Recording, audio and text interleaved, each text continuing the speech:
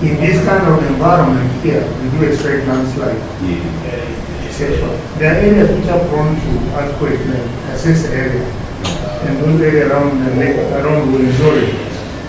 Now, there, for example, we have those in the atlas to know what level of earthquake do we expect there. And those information are very necessary for anybody engineers who are designing buildings, dams, like I used a lot of those before. Those need information about what scale of earthquake you're occurring where, and there now you determine the capacity of the structure you're putting to withstand those pressure, etc. And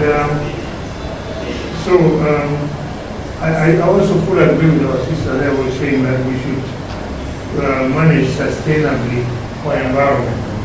Because sustainability implies we should manage the environment such that the status quo remains. We don't upset it by over extracting or over deforestation. But really when you cut trees, you also replace so that there is sustainable management of the environment. So we don't upset the climatic conditions. The population fragmentation of land, these are all results of backwardness. We are not developed. We have been a developed country.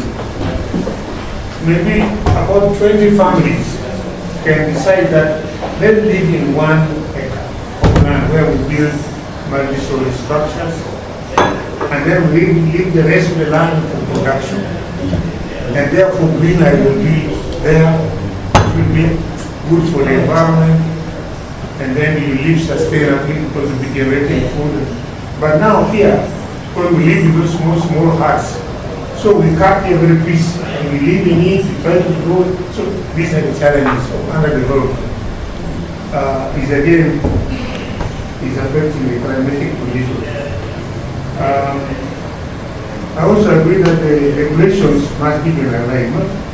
Whatever is happening in Kampala can happen in any city of Africa. So really when you are writing a law, the law must cover all aspects. If in a certain, if in one of the new cities, like Jinja, the situation does not warrant what is written in the law, no problem, but it's lying there. Tomorrow's situation will occur, which may require now that law to operate. Climatic change education from childhood, I think is very important. From primary school where children begin to love plants, love environment. You know, I was one time in Europe when I've seen a tree being cut. Children gathered and were crying for the tree. Why do you cut down life? Why do you cut down trees? Children are crying for the tree, one tree being cut. But here we can destroy thousands and burn them all. Nobody cares. In a minute.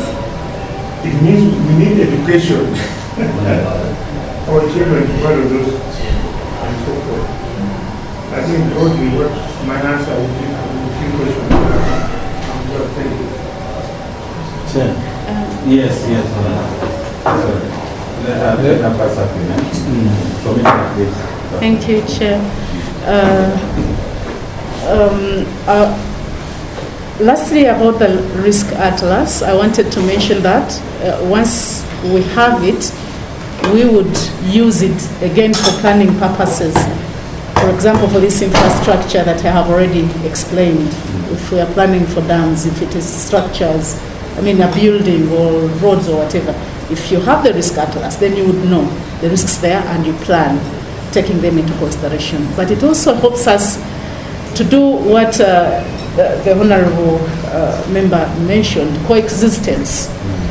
We are not saying that people, for everywhere where there is risks, people should all be taken out of those areas, but they learn to coexist with some of them, those that are bearable. There are some which you cannot say we shall coexist, like landslides.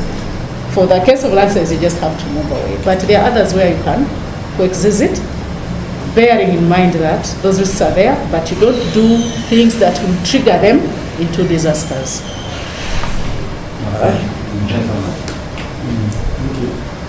Thank you, Chair. I had the Commissioner on the resilience. The ideas are okay, but I don't see the means of disaster practically there. Because, okay, Ministry of Works is supposed to look at the quality of works.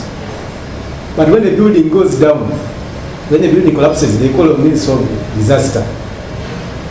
They call it Ministry of Disaster, you come and rescue, you come and save, they are dying, what. Ministry of Disaster, you have to come in. But in the ensuring the quality of works, Ministry of Disaster, you are not there. When a school building collapses, they will call for Ministry of Disaster also to come. But when they were building, Ministry of Disaster was not there. You know that Ministry of Works is there. So should you just leave Ministry of Works, or practically you have to be there? Because the idea is okay, but now you put there, the ideas are for you, your hands off. Then at the end of it, it's Ministry of Disaster to come in. So I think there should be a way where Ministry of Disaster really supports or ensures also quality in the works. Because the roads are collapsing, the buildings are collapsing, school buildings are collapsing. Yes. You see, here, there is the building inspection department, which is under Ministry of Gender. Building inspection. Either gender or housing or works and housing. One of those ministries responsible for structural design, and they take responsibility over what comes out. Really, as a ministry for disaster, any accident that happens, it happened because we have not participated in designing it. But there are many authorities that are involved in carrying out many activities like designing buildings, designing railroads, designing towers, and so etc. Now, those are expected to be professional, acting professional. Now, we cannot go to a certain other one which are inspect everything. We cannot manage inspecting all. But we expect the responsible authorities that they do their work correctly. And our job as disaster management will be really to manage disaster, in short. But then we have gone beyond that. We say now, for disasters created by climatic change, that one is easy. We should be able to know in advance. Now with hazard maps or risk maps for the country, and then having knowledge of the climatic change through our department of NECO, we can put them together. You know this place is this like this, and we know the climatic conditions like this. Now, with this climatic condition, under this risk setting, we inevitably expect landslide. You know, with those, when we combine those information, we predict the same way. We know that climatic, we know that climatic, we know that climatic, we know that climatic, we know that